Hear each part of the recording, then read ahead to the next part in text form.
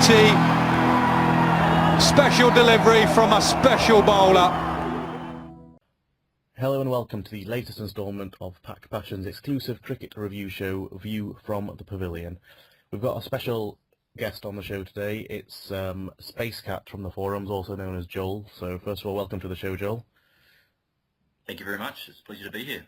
Good. Joel is going to be providing a Kiwi perspective on the thoughts on the cricket world. First of all, the Ashes, which is currently going on. We've got the third test in progress. 4 days gone. A final day tomorrow. Where do you think the game's heading? I think, assuming the forecast stays okay, do you think Australia have got a chance of pulling one back here? If the rain stays away, there's a chance. They'd struggle, but there's a chance nonetheless. Nathan Lyon's really got to show up, I think, if they have any chance of winning. But I think rain's going to put an end to that probably. Do you think that, let's say that rain puts an end to it, do you think Australia have done enough in this game to perhaps have a chance in the remaining two to square the series? No, I don't think so. Well, my general thoughts were that, I probably agree with you.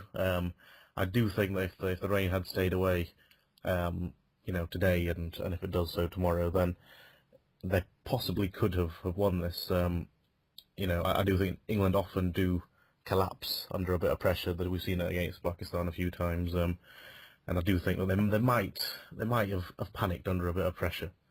What about in New Zealand in general? What's the general thoughts on the Ashes? I know you guys tend to have it in for Australia a little bit. Are you quite enjoying seeing their demise over here? Yeah, there's a certain level of enjoyment. After they've dominated for so long, the last 20 years or so, it's good to see them struggle a little bit. But the Ashes is always good for us because there's no real side that we lean towards. We don't particularly like either of them, to be honest. But so it's good to see either one. Just a good battle. It's good. Where do you think it's gone wrong for Australia? I mean, it's for a few years, for a while now, that they've been sort of on downhill slope a little bit. Is it just losing all those great players? Why do you think they're not being able to produce the same sort of quality as they did before? Yeah, they lost a lot of good players around the same time, and the guys coming through, they just aren't the same quality as the guys that have left, basically.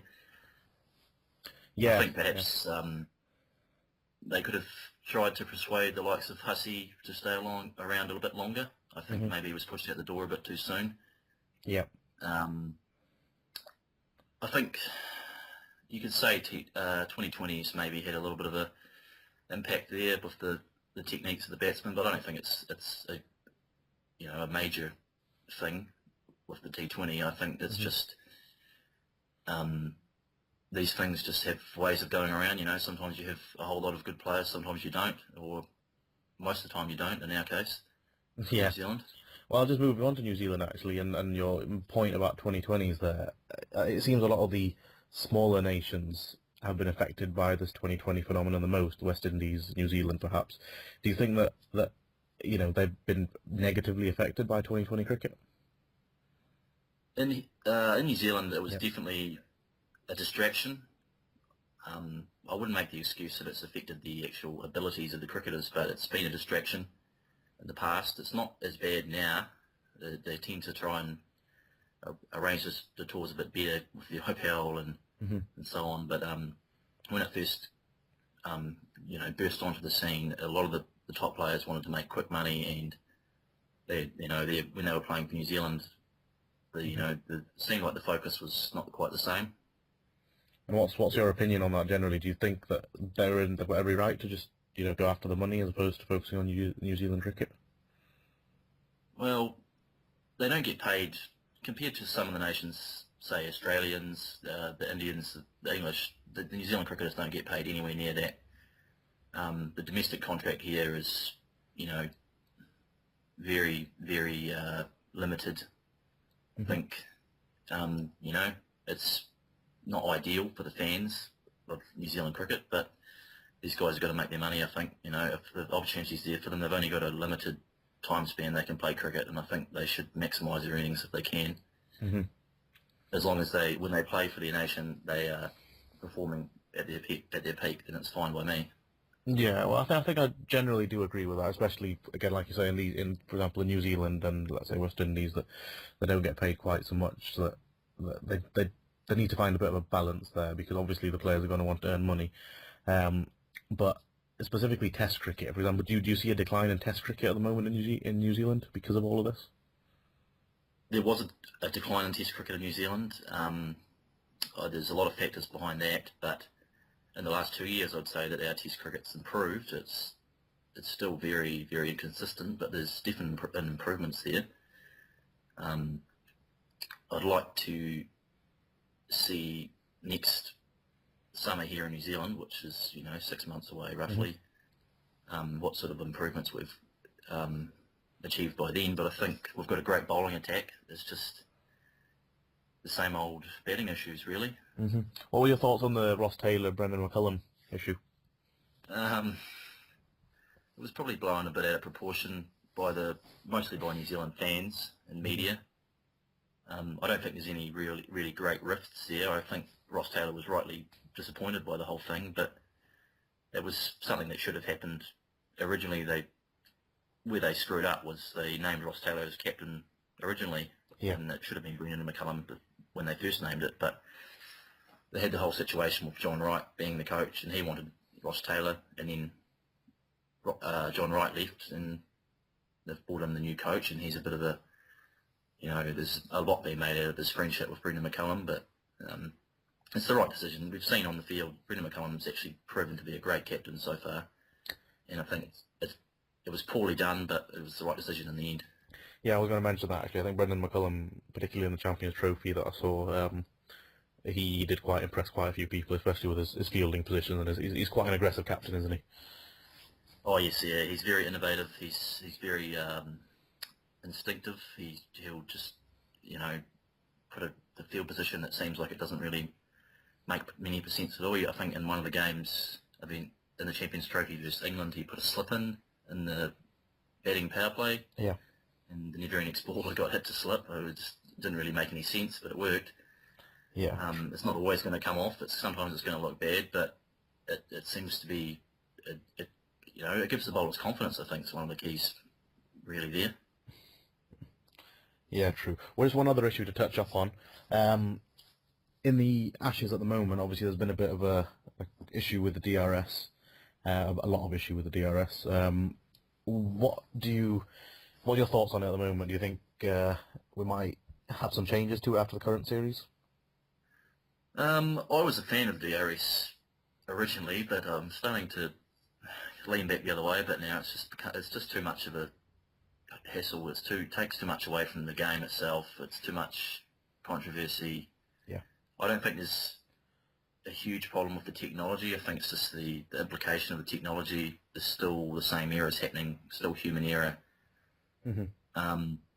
If they want to continue with the DRS, I think they need to look at having specialist television umpires rather than using the same umpires that they use on the field. I think they need guys that are specialists. Like in other sports, you see specialist television officials that are trained in that special way to use it. But it's just, the Ashes is a great series. In New Zealand, it's not, it's a neutral series that New Zealanders will actually watch. Most other cricket series New Zealanders won't watch. It's not a huge cricketing nation, but we love to watch the Ashes, and it's, it really takes away from the experience when you see absolutely shocking decisions like the one with Khawaja on day one. Yeah. It's hard to swallow. It's a hard pill to swallow, really. I think my thoughts on the DRS really is that hotspot's one thing that's come into focus a lot more. I think when we first saw hotspot, many people thought it was a bit infallible, really. It was perfect. It showed you an edge, or it didn't show you an edge, but it's become obvious now that some edges don't come up on it, and if that's the case, it's effectively useless, because, if it doesn't show up an edge when there is an edge, that's the whole point of the system, isn't it? Exactly, yeah. And there's also, some people have misgivings with the ball tracking technology. Yeah. Snicko is a good thing, but it's not able to be used in DRS yet because they can't use it quick enough or something. Yeah. Along those lines. But Yeah, it's not foolproof, and until it is, I don't think it should be used. To be honest, Yeah. we've gone, hundreds of years without it, and you just have to take the good with the bad. Sometimes you get bad decisions, but at least you don't have it, shown over and over and over again where the umpire should see it on the replays. They should see the hot spot, etc. And it's being examined closely, and it's the wrong decision still being made. I'd rather just have the howlers, and perhaps if there's an absolute stinker of a decision, the third umpire can intervene anyway. Mm-hmm. I don't really see the problem with that. They intervene on no balls already. Yeah, true. Yeah. Which is another point of irritation for me. They don't. They only check no balls when there's wickets. They don't check it any other time.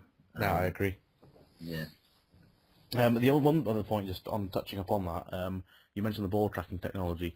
A lot of people on commentary I hear, they say, if the ball's even clipping the stumps, it should be given out. But I think people don't appreciate the fact that there's a predictive element to it, and that's the bit I have trouble with.